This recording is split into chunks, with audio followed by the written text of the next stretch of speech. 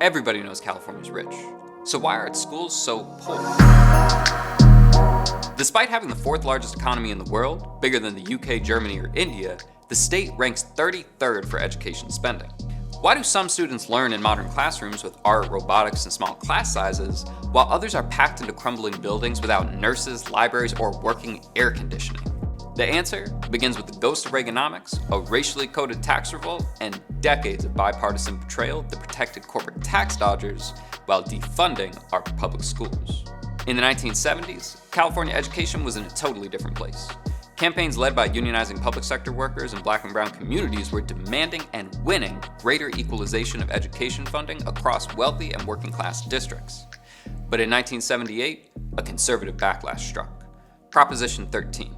Its advocates talked about protecting seniors on Social Security from losing their homes, but was really driven by white suburban rage against government, civil rights, and demands for economic justice.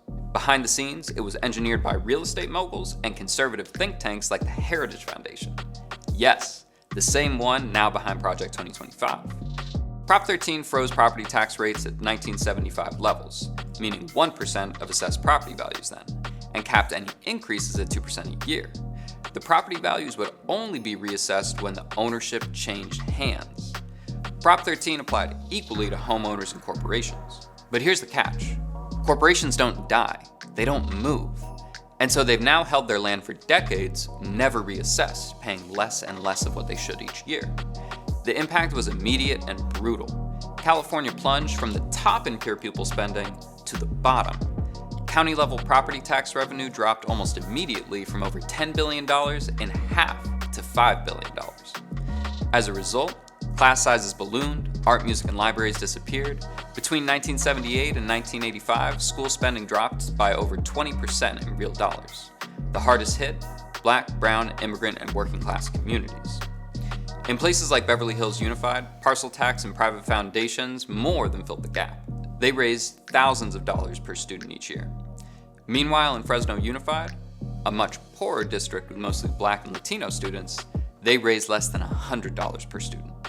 It's the same story when you look at well-resourced schools in Piedmont, a wealthy enclave in the Bay Area, and then compare it with criminally underfunded Oakland schools just a few miles away.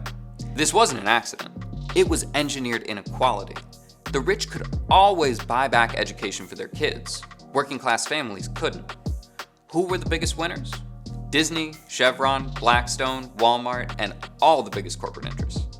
Their properties, some of the most valuable in the world, are still taxed like it's 1978. Disneyland pays property taxes based on land values from when they released Robin Hood. Chevron's massive refineries, taxed at a fraction of their actual worth. Walmart and Shell play legal games to avoid ever technically changing hands. They've basically stolen billions from our schools as a result, paying a fraction of the tax rate working families do. In 2020, educator unions and working people fought to change this broken and corrupt system. Proposition 15 would have closed the corporate loophole, finally taxing commercial land at fair market value. The money would have gone directly to schools and local communities, totaling up to $12 billion a year.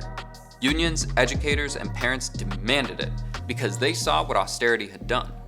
Crumbling buildings, overworked teachers, kids without basic support, but the corporations went to war to stop it. Chevron, Disney, and real estate giants dumped over $70 million into defeating Prop 15, pouring cash into a campaign of dirty tricks and fear-mongering.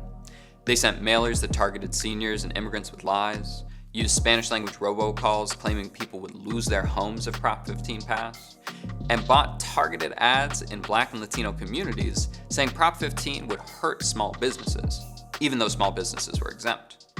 Ultimately, Prop 15 was beaten by a thin margin, with bosses and corporations manipulating the public to maintain their rigged game. Some Democratic politicians today are wringing their hands, saying there's nothing they can do, despite the fact that they have a supermajority in the legislature right now and could overturn it. But the fight isn't over. California educators today are demanding justice through the statewide We Can't Wait campaign. Representing over 80,000 educators and 1 million students, they're saying we can't wait while students freeze in broken classrooms. We can't wait while billionaires hoard their tax breaks. We can't wait while politicians protect the rich instead of the public good. It's time to fund our schools because we owe it to our students today and every generation to come.